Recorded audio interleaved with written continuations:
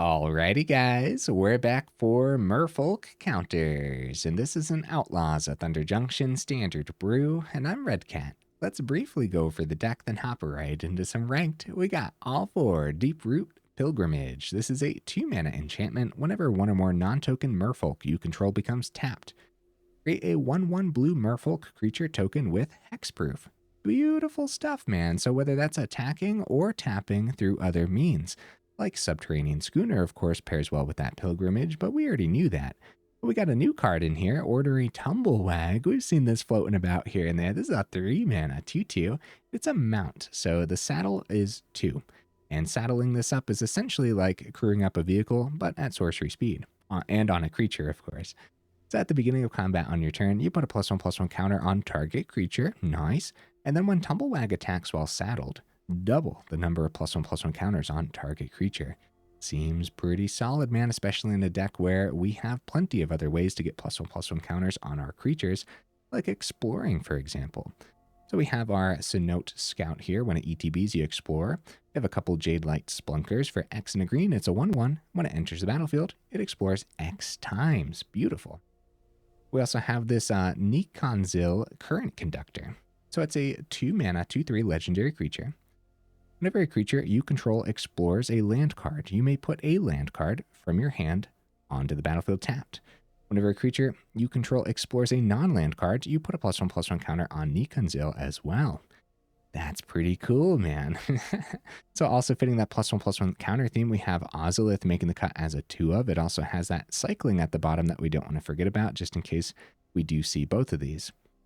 We have other cards that work well with our Merfolk. All 4 Hexcatchers going to be doing the thing and doing it well, especially with that Pilgrimage helping us go wide. I'm opting for Serum Snare this time round for a little bit of tempo and that Proliferate. So return target non-land permanent to its owner's hand. If that permanent had mana value 3 or less, you Proliferate, which I just think is going to be really good in a deck like this. Not the only removal packed in though. We do have a couple hard-hitting questions here. This also helps us hit planeswalkers as well, so that should be important. It's sorcery speed, that's definitely noteworthy. More Merfolk here at the top end. We have all 4 Sentinel of the Nameless City. Pretty good Merfolk. We also have a Deepfathom Echo on the very top end, just as a 1-of. I'm not really sure how much it's actually going to do today. In the mana base, we have our fast land with the Sanctum and the Coast. Do have a Restless Vinestalk. I'm not sure how often we'll actually get that much mana on the board, but I guess you never know. 23 total mana should be enough for this particular curve. Who Endures? Soaring City, of course, made the cut as well. Rocking an even split. We're pretty close to an even split between green and blue. Honorable mentions cards I thought about. River Herald Scout is actually a pretty cool Merfolk. Something to think about, I suppose. Okay, guys. I like to save the more in-depth discussion for the end of the video, so look forward to that. In the meantime, let's go ahead and take this into some ranked and see how we do.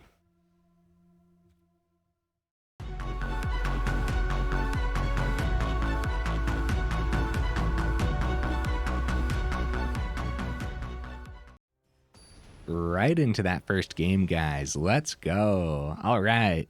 You'll have to let me know in the comments what you think of Summertime Redcat. I got a little popsicle. Okay. Opponent goes first. This is not a bad hand by any means, though. We're going to keep this. We got Scout curving into Pilgrimage, which happens to be pretty good. This Nicanzil doesn't change anything. Hexcatcher on the top, we're going to keep that for sure.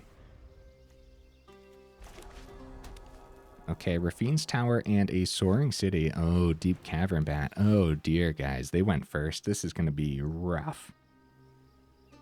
I think they hit the Pilgrimage. However, yeah, since we have 2 Serum Snares, I'm pretty sure they hit the Pilgrimage to slow us down. They also knew that we had the Hexcatcher on the top. I suppose we could just drop our other Merfolk and then buff them wide on the next turn. I suppose that's possible. Yeah, we might see something. We might see something off the top that helps us explore too then maybe. Start with the swing. Drop the current Conductor. I think that's okay over keeping like the Serum Snare or something. It's gonna be Rafine. Okay, Deep Cavern Bat getting a little bit of a boost here. If we would have kept the Serum Snare open, we could have bounced the Deep Cavern Bat. So they wouldn't have gained the 2 back. Tumblewagg's pretty good. He can't swing this turn, but he can start dropping some counters. And get ready for that swing, right? It's too bad we don't have that Pilgrimage on the board.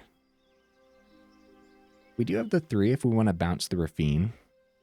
We'd bounce it, get the Proliferate, and then swing for 5. I'm just going to take the turn to set up and hope that Rafine doesn't get too out of hand here. And that's a silly thing to say, honestly, because Rafine is always out of hand.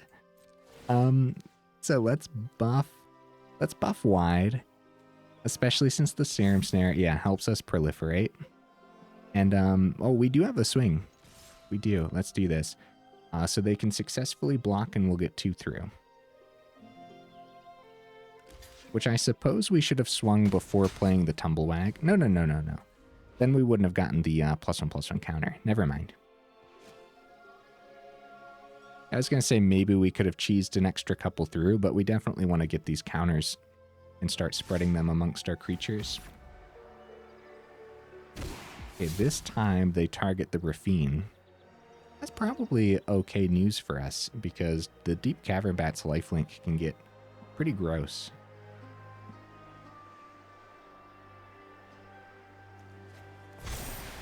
Now we're going to have some tough decisions here if they keep their mana open. So we have to anticipate spot removal. They ended up discarding a Soul Transfer, which should be concerning. Oh, they don't have the double black right now, though, so that might be why they discarded that. Big problem with bouncing the Deep Cavern Bat, of course, is they just play it again next turn. So if we see mana off the top, I could see the bounce, then drop the Pilgrimage. Try to get some extra things going that way. Okay, 4th mana comes down. Yeah, that Soul Transfer probably hit the grave because they don't have the double black in the casting cost. Yeah, they only have the Rafine's Tower for that.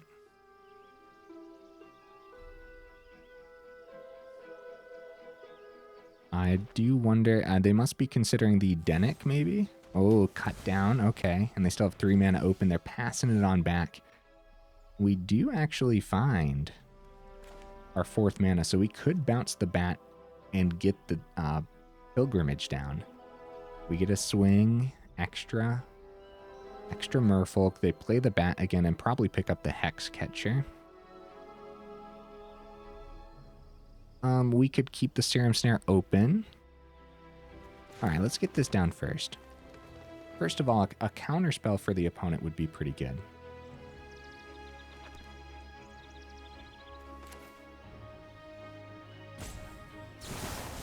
Alright, let's hit that Deep Cavern Bat and get that Proliferate, and then play the Pilgrimage and get that swing. Because that's pretty darn good, isn't it? Yeah, I think that's a terrific line of play. So they get to play the bat again. Probably pick up the Hexcatcher. No, this time it's probably the Serum Snare. Because if they pick up Hexcatcher, and now that we have 4 mana, we just do the same thing that we just did. Starting with the Rafine draw, they discard the bat. Interesting. They must have something better to play for the turn.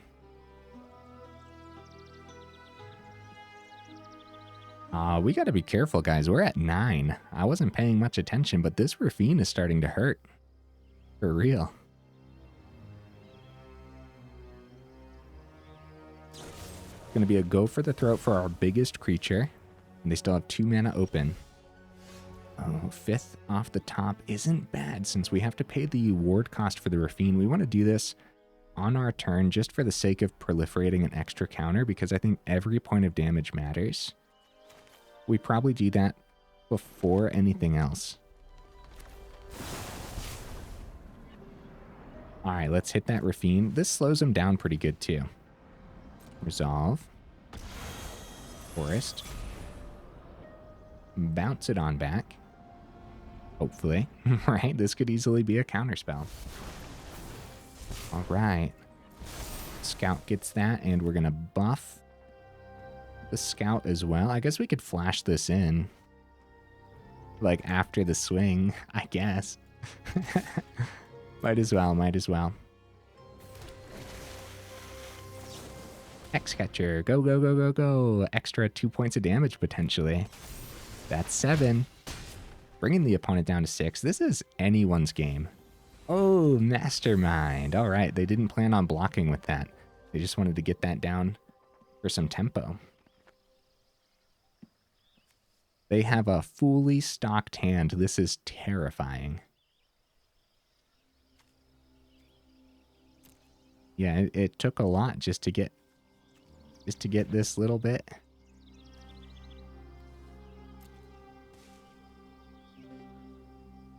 Probably some seriously tough decisions in the opponent's hand. A couple chump blockers would be really ideal here.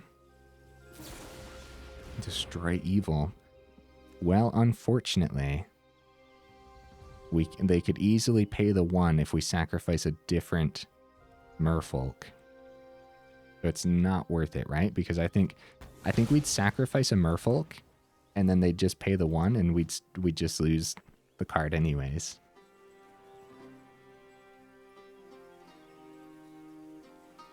Looks like Hexcatcher's about to die as well. A cut down. I guess I could fizzle out the cut down by sacrificing it to itself, but that doesn't really do anything for us. Okay, we're probably in trouble. 2 pieces of spot removal is equally as good as a couple chump blockers. Okay. So we swing for 2. Mana off the top isn't great. We probably play it because I think every now and... Well...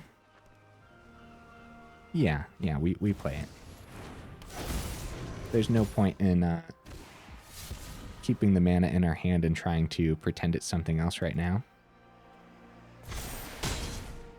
They discard another Deep Cavern Bat there. Fairy Mastermind goes up to a 3-2. And a current Conductor off the top, number 2 here. And Thalia from the opponent for that turn too. So great blockers for the Merfolk. Let's just go ahead, play our legendary Merfolk, and the opponent wins in the air next turn. Good game, opponent. Dude, I'll tell you what. Esper Legend still looking as terrifying as ever.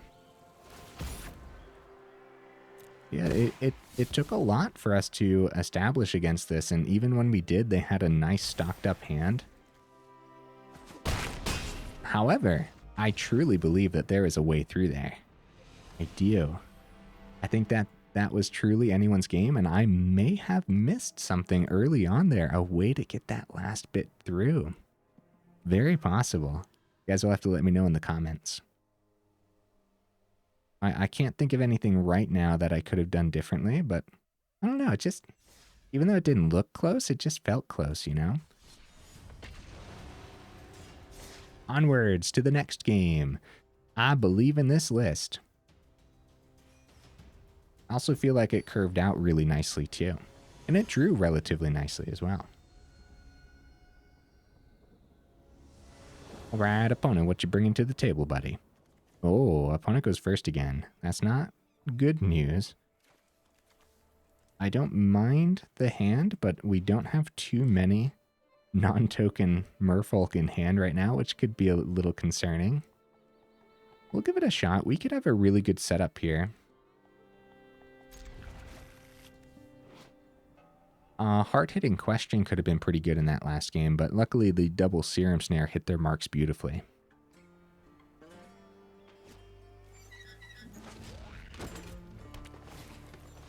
Start with the Sanctum, of course. Oh, Generous Visitor, huh? This could be a tough uphill battle. I'll tell you what, that hard-hitting Question's gonna have some good targets here, hopefully. Well, except Selesnya buffs above a lot of our creatures in hand. down to 16. All right, let's get that Pilgrimage number 1 down. The big thing here, I mean, if we don't go for the setup, if I would have played Hexcatcher, for example, like the 1/1 on the hard-hitting question hitting the visitor obviously wouldn't have killed it. So outside of that, I mean, we're going to die next turn, guys. What could we do? We're going to have a... Okay, Scout. Okay. Both of their creatures have trample because they copied the Audacity. So, Pilgrimage Scout. The setup just doesn't work out. And like the trample's going to get through regardless. They still have 2 cards in hand. Probably going to buff a couple more counters. So the best thing I can think of is getting the Scout down, seeing if the counter happens. Okay, it's another Scout on the top. I guess we keep that. I'm still pretty sure we die here. This was our turn 3, guys. This is terrifying, dude. I've been seeing a lot of Selesnya enchantments in the last couple videos. So now we flash the Hexcatcher down after their swing and hopefully catch them off guard with that and survive the turn. That's the plan. And then after we survive the turn, the hard-hitting question hopefully cleans up the rest, but I'm not convinced that it will. Okay. All right, opponent, what you got for me? This is actually a perfect hand where our vehicle really would have helped us out. Okay, buff and wide, another Audacity coming down. That's an 8-6 and a 7-3. I'm hoping to take out that Calyx here. Oh no. Oh no. Reign of Truth. Well, we only got 3 turns, guys. That's brutal stuff. Yes, Selesnya enchantments every now and then works just as fast as the best of the best mono red. Well, it's a really good lineup from the opponent. So we really can't do anything with all that trample. I guess we'll just double block the visitor. GG opponent. Well, I believe in the list, guys. We got this. Look, we don't get to see a lot of merfolk floating about in Standard. There might be a really good reason for that. Standard's power level is through the roof, but it's just, like, there's so many good cards packed into this deck, all fitting that theme beautifully as well. A lot of our hand in that game required a little bit of extra setup, and when you require a bit of extra setup and the opponents go that fast, well, then you're kind of in trouble regardless. Like Serum Snare, see, that would have been much better against the last opponent over the hard-hitting question because they were buffing so fast. Hard-hitting question against mono red, and on the other hand, maybe we would have had more targets. All right. Can't complain too much. I've been taking an extra second to kind of like look over these hands. Okay, forest off the top. I don't mind seeing it. Don't mind seeing extra mana. Up until like, I don't know, probably 5 mana is where we want to stop for most of the mid game. Okay. Establishing Ozolith is totally fine here. Start with a swing, though. See if they get rid of our scout. Okay, Ozolith. Yeah, I guess a lot of the deck requires a little bit of setup. Oh, okay. Orzhov discard potentially. Probably the island. We don't need it right now. Okay, that doesn't have Death Touch or anything. It's kind of like the way it looks, I was expecting Death Touch to be on that card. So Tumblewagg is pretty darn good with Ozolith on the board. So let's do that. Start buffing. Yeah, Ozolith, Tumblewagg. This could get out of hand pretty fast if the opponent doesn't find spot removal. Of course, they could get some chump blockers down. And we'll also need a way to... Yeah, we'll need to have enough creatures on the board to saddle as well, so... Oh, Nurturing Pixie. All right. And then drop the snail again. We're probably just going to get rid of that island. All right. Cool, cool. Yep, island is fine. See what we see. Hexcatcher. Okay. So...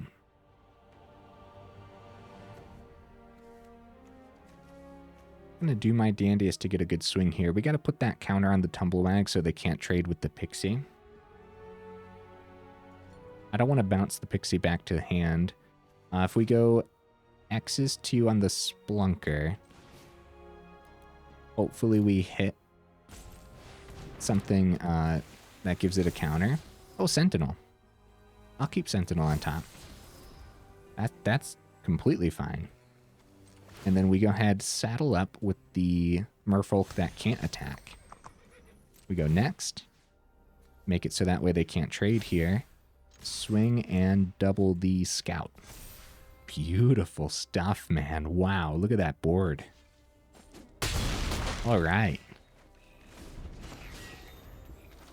Yeah, we actually had like that extra turn for a little bit of setup, and this Ozolith is really paying off right now. That is a lot of extra counters on everything. Touch the Spirit Realm. Taking the Tumblewagg. Okay, do they have another one drop? They go ahead and drop the Concede. No, I would have loved to play that out and get some fun swings. GG opponent. All right, that's totally... Let's just pretend that was the first game, right? All right, great first game of the evening, guys. Orzhov Discard. We've been seeing a lot of people playing different versions of Discard recently. Well, I guess we don't completely know if that was Orzhov Discard, because they dropped the Touch the Spirit Realm, which tells us it could be like a Blink style deck too. So they could have been running like prototypes and stuff. We didn't get to see a lot of their top end. Right, Subterranean Schooner. Beautiful. Okay. Yeah. We go first. It could be a faster hand, but I don't mind this. I might hold the Spelunker for one turn. Or two. Because we don't need to get it down turn one. Well. Maybe we should. Maybe we should get that Spelunker down ASAP. Opponent? Ah, there you are, opponent. Okay. Sanctum comes down.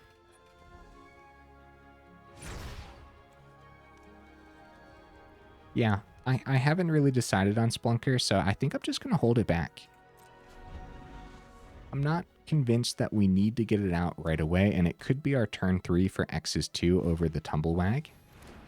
I haven't really decided yet. Either way, Schooner coming down on turn 2. Now we have to decide between Tumblewagg or Spelunker. Tumblewagg could come down first, and then Spelunker could be a turn 4. If we see mana off the top, we're not complaining. Okay, Lunarch Veteran into Valdaran Epicure. Some Boros. In the super aggressive Boros, we don't get to see Veteran too often, but we do see it every now and then. That extra life gain could go the extra mile here. Serum Snare, not terrible. I think I'm gonna go for Tumblewagg. Yeah, I like that we held the Spelunker back. So where do I want to plug this counter? On the Schooner? Or the Tumblewagg? I guess the Tumblewagg, because we might be able to get it above a case for a couple turns, especially if this explores another counter. And if it's not another counter, seeing more mana isn't a terrible thing either. This makes our Jadelight Spelunker even more powerful when it comes time. We get the 3 through. So if the opponent drops a mana, drops a 1-drop, it's going to be a War Leader's Call, actually. Okay. That means Tumblewagg gets to stick around for the turn. This could be interesting. How do we want to do this? Another Serum Snare. Dude, the proliferate on all this could be pretty sick. I think we're safe for the turn. I think we're going to drop the Spelunker, max it out. Dude, that's what we could crew up. If we crew, we could actually tap the Tumblewagg. Double the counters on the Tumblewagg. Well, there's a lot to think about here, guys. For real. If I go X is 1 and keep the Serum Snare. It depends what we end up hitting, though. Okay, let's go X is 1, keep the Serum Snare open. I wanted to max out the Spelunker, but Ozolith, hi there, buddy. I think we'll keep you on top. Okay. Next up, we are just... There's no counters on the Schooner. We're just going to saddle up the Tumblewagg then. And then before we do anything else, the Epicure bounce is... Yeah, it's the veteran bounce, right? Because Epicure is pretty good.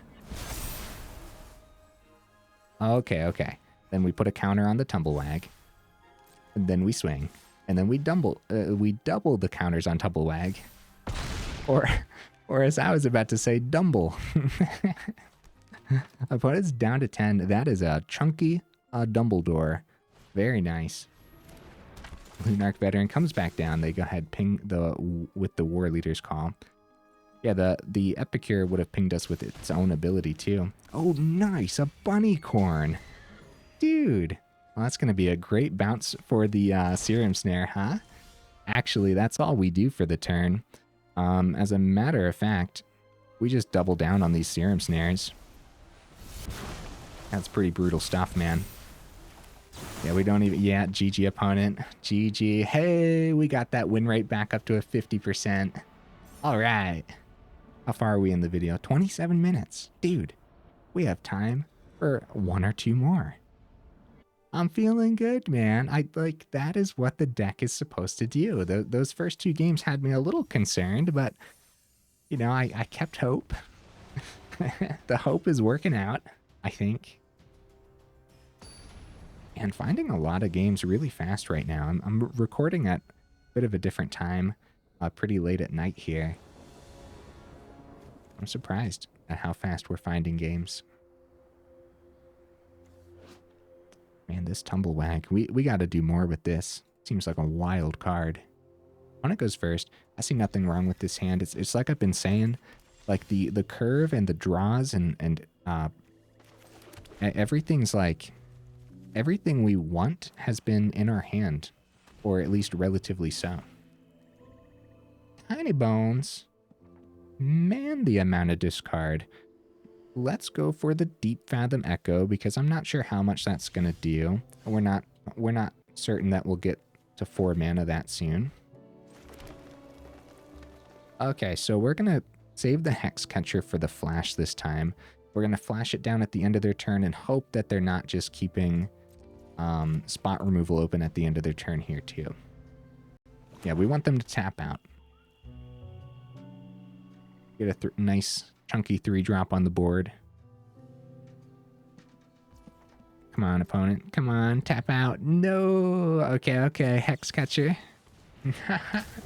Are you gonna survive, Hexcatcher? I don't think you are. Get down! Run! Just hop back into my hand. Oh, no. Okay, go for the throat number 1 out of the opponent's deck. And Tumblewagg is probably also going to bite the dust, so maybe we just do the same thing as last turn. Maybe. Tumblewagg getting hit by a cut down could be pretty sad.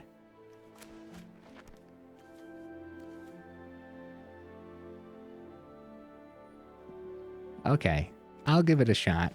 I mean, go for the throat number 1s out of the deck. I mean, that's got to count for something. Ooh, no cut down. That's a plus. The Tumblewagg gets the counter.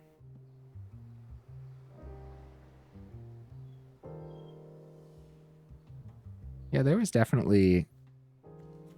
If hard-hitting question was instant speed, I think maybe we would have kept the Hexcatcher open with the hard-hitting question. Then we could have flashed the Hexcatcher down and potentially used the hard-hitting question on the same turn. I don't know about that, though. I like risky plays, and I think risking that Tumblewagg, potentially running it right into a cut down or something. I mean, the fact that Tumblewagg survived, I mean, now that it is alive, that was definitely the best play for the turn. Opponent is wondering, where the heck is their 4th mana? No, but they might have missed their 4th mana. First timeout used. Let's go ahead, pause the recording until the opponent shows up.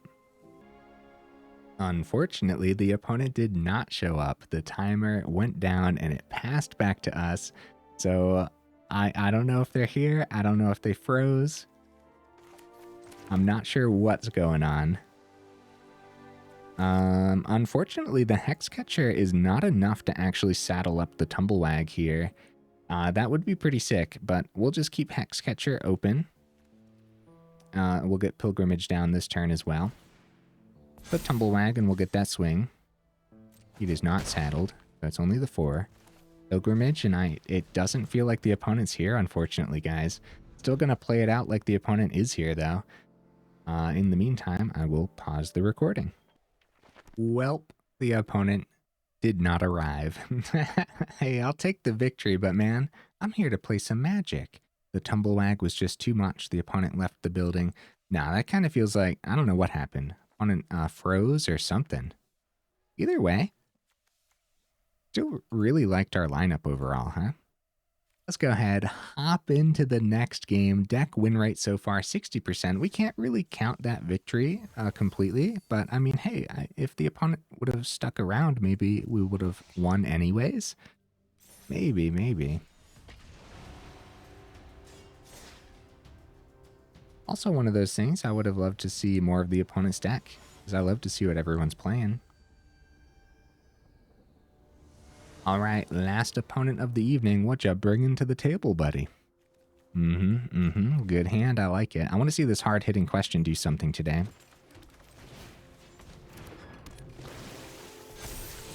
Sentinel, number 2. I'm sending it. Looking for some mana at this point, right? I think so. Because we only have 2 in hand. Okay, who endures? Now we have 3 for the Sentinel. Now we can stop getting mana.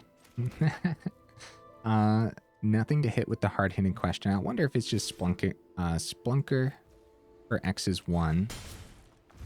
Probably not. That's similar to just playing the Scout. But if we just play the Scout, then Spelunker can come down on a later turn with a bigger X as well. Okay, mana off the top, we get to keep Who Endures as utility and get that Sentinel down. Oh, Dimir, this could be tough, man.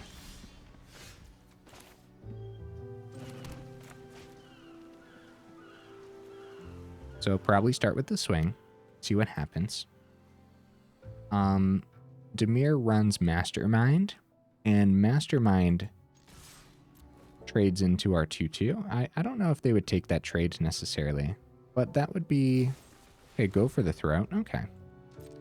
It's not a go for the throat hitting our 3-drop. Go ahead, get that Sentinel down, get that map token. A hard-hitting question being a sorcery. Like, everything about the card is pretty strong, except that sorcery. If it was instant speed, though, that would be absolutely disgusting. So, don't get me wrong, I don't want it to be instant speed. But I am definitely complaining that it is sorcery sometimes. Yeah, no, if that was instant speed, I don't even know, dude. What would that be? Would that be a 4 of in every deck at instant speed? Every green deck? Maybe. Maybe not. I don't know. Standard's power level is just crazy sometimes. Alright. Sentinel? Number 2, not half bad, especially if we go ahead and play Sentinel and then use hard-hitting question to hit that Jace and then swing at the Jace with the Scout. That's a lot. That's probably excessive. Well, maybe not. This could be a problem card for a while, you know? Second Sentinel. I guess we start with the map token then, and I'll put it onto the Scout. It's kind of like buffing wide here. Hexcatcher, I'm going to keep that on top for sure. So we could swing at the Jace. They know we just kept whatever it was on top. So if they go for the mill, then at least our creatures are staying nice and stacked too. If we go hard-hitting question, X is 2 on the Spelunker instead of the Sentinel, then we can take the Jace out for the turn. I like that. I like that, actually. Hard-hitting question. What curious behavior. And then we swing at it. And we will get the Spelunker down. Oh, X is 1. Well, still gets a counter. I don't mind it. Let's do it. Spend the mana while we have it. The opponent probably doesn't have a board wipe for next turn. I guess it could be. In Dimir color, yeah, I guess technically could be something. Keep the 4 open. Spot removal and counter spells. The old Dimir 1-2 punch. Alright, they know we have Hexcatcher. We're going to keep it as the flash. We're going to go for the swing. Let's do it. Because I'm not sure what we're swinging into right now. Extra map token. Oh, Hexcatcher. Almost clicked through that. Ooh, Dissipate. That's most of their mana. Okay. Okay, so turn 5. Turn 5 is likely a board wipe, right? Well, I shouldn't say likely. That's likely where their board wipe would land, is what I'm trying to get at. So I'm going to keep the Sentinel back and keep the Who Endures back as well. Ozolith, okay. Okay, interesting. I'm going to keep it. I'm going to keep it. Even though it doesn't help us, like, reestablish the board after a turn 5 board wipe. I don't know, there's just, like, I just want to keep that Ozolith. We could play Who Endures as a land, Sentinel, Ozolith on the same turn. If we send the Ozolith...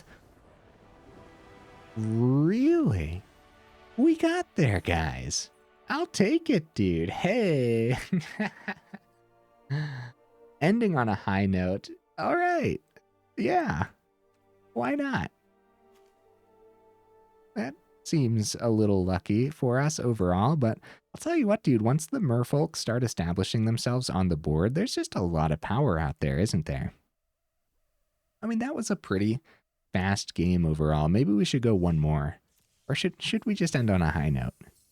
Oh, it is pretty late. The deck is pretty fun, though. I'd like to showcase more merfolk. Let's do this. Let's go one more. Win or lose, I'm satisfied. Honestly, I feel like we might be able to just win. End on a high note anyways.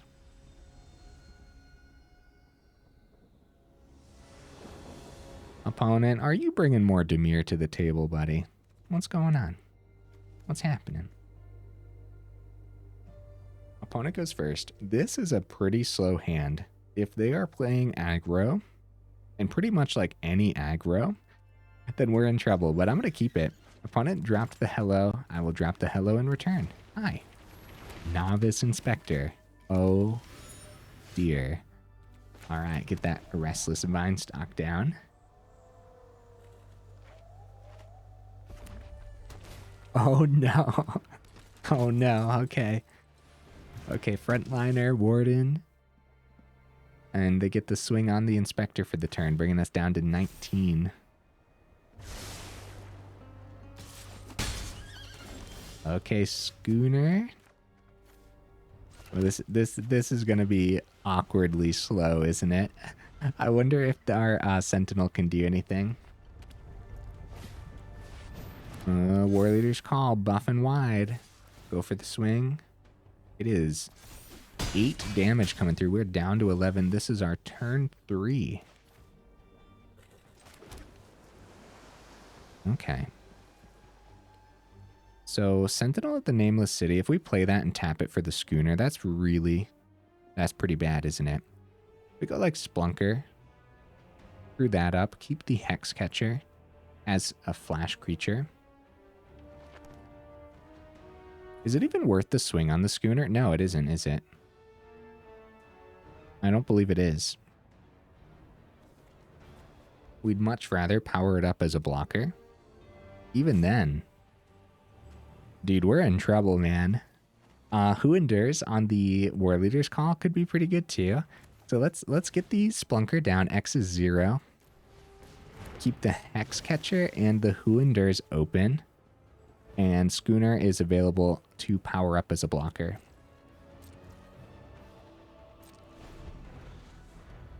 Oh yeah, dude. If we had known that we were going up against Boros, that would have been a mulligan, but it might have been a mulligan anyways, as we were looking at it like it was a pretty slow hand. Hey, they tapped down for the turn, guys. This is the perfect time to go ahead and use that Who Endures. Although they do get a bit of ramp, but like we do it now because we're taking 1 from the coast first of all. But before the Knight Errant lands on the board, it's 1 less ping from the call.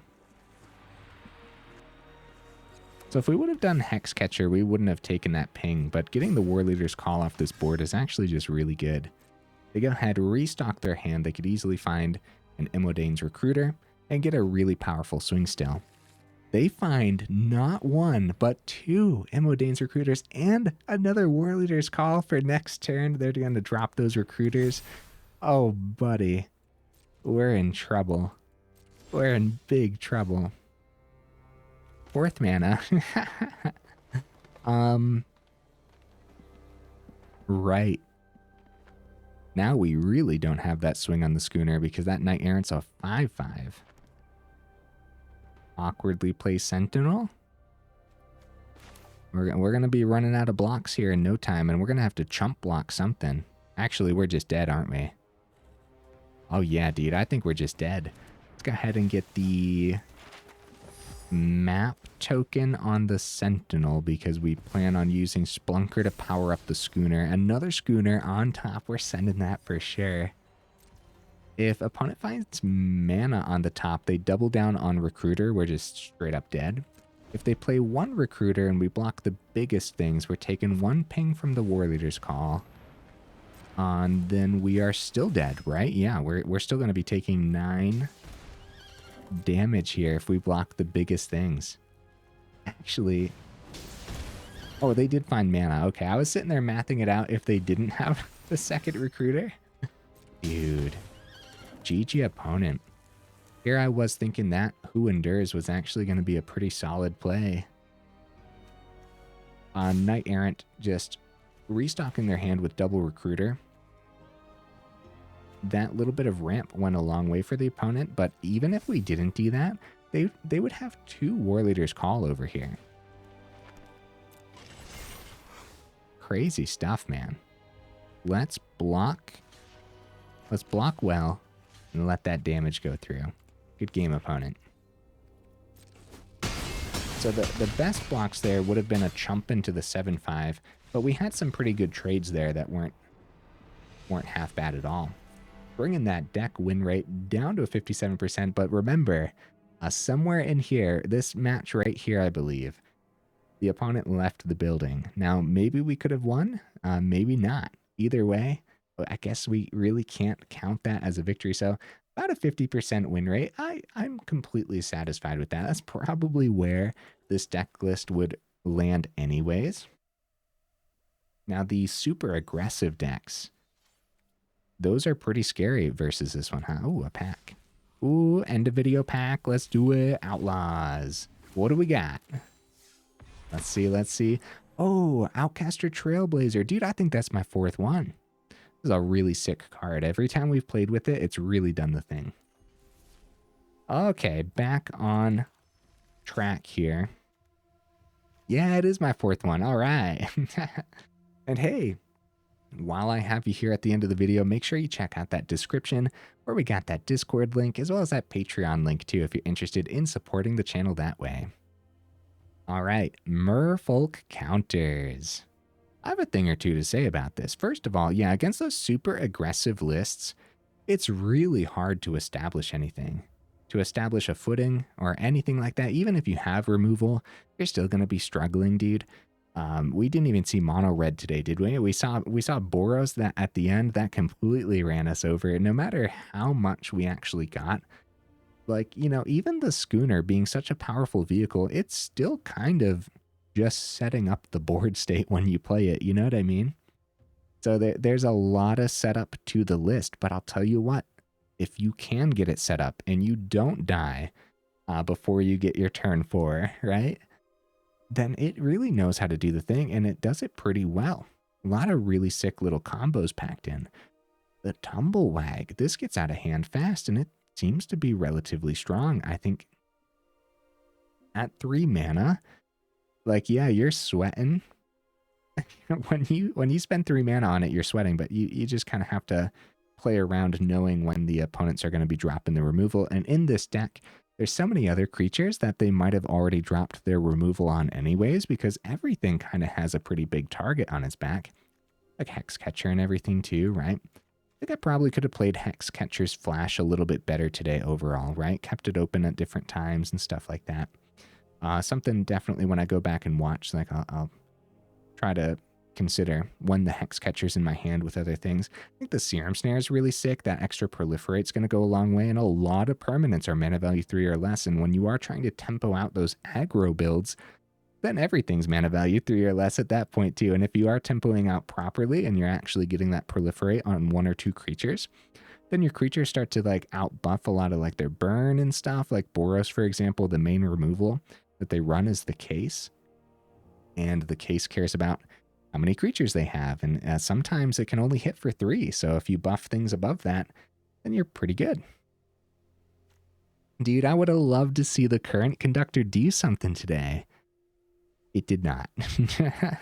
The Exploring in general did a lot.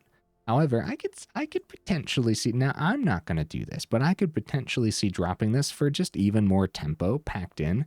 At that point, just more removal too. A hard-hitting question didn't do too much. We were able to take out that Jace, which was actually pretty essential for that one game. And I think that overall, the double hard-hitting questions is still going to do something in this list. The Ozolith was sick. I do like the 2 of. If you ever end up getting stuck on the fact that it's legendary, it has that cycle for 2, which isn't half bad.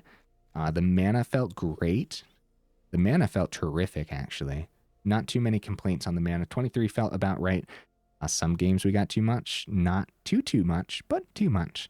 Some games, we could have seen a little more, maybe, kind of, sort of. What I'm getting at here is the mana felt like we were playing Magic. And it didn't feel like incredibly unlucky in any of them, right? I don't think so. Yeah, 23 is right where we want it. I wouldn't go down any, wouldn't go up any. And that even split is so close to an even split that it's definitely worth the even split in the mana base too. So, okay. Deeproot Pilgrimage. Dude, I thought this was going to do a lot more than it did today. The fact that we're able to tap down our Merfolk outside of combat with Tumblewagg and the Schooner, I just thought like this little 3-card combo was going to be freaking amazing. But we didn't get to see Pilgrimage do too much. And again, it comes down to the fact that the deck requires a lot of setup. So much setup, in fact, that there's going to be game. Actually, now I'm wondering. No, probably not. I'm wondering about the 24th mana, because there's going to be games where like you're sweating and you really need your 4th mana because you really need to do 2 things on the same turn. And our curve like kind of peaks out at the 2 drops. Look at this, 22 drops. And so when you get to your 4th mana and you can finally just play 2 of your 2 drops on the same turn, happens to be a really good turn, right? And we actually saw that today too, right? When we were able to double down on Serum Snares and stuff. Okay, we didn't get to see this Deepfathom Echo. This is probably one of those ones too that isn't even necessary for the list. If you don't have the Echo, then I wouldn't craft it.